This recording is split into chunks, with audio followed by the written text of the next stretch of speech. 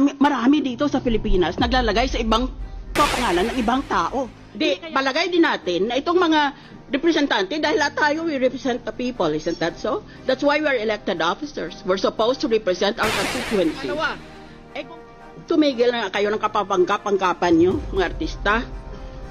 Merong mga politiko na alam natin kung anong loopholes nila sa SALN.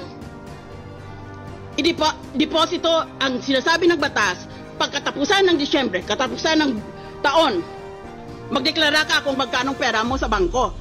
Hindi ba gini-withdraw nila pera nila sa buwan na Nobyembre o Disyembre para pag naglagay sila, pag nag-file sila ng SALN nila, wala nga silang deposito. O kaya meron lang sila ng couple of thousands. Kasi withdraw nila eh. Pag Enero, i-deposit nila uli. Taong bayan, kayo ang magtestigo. Yan. Ba't hindi natin habulin yung ganon? Pangalawa, palusot.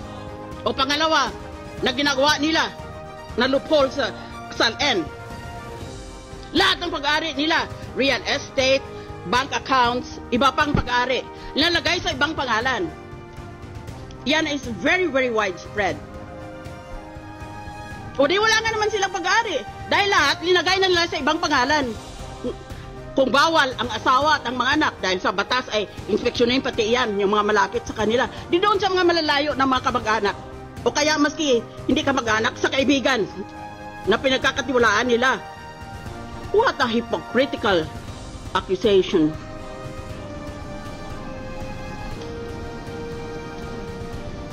That is a problem with this country. We're all for honest government, and yet the world condemns us as one of the most corrupt countries in the world.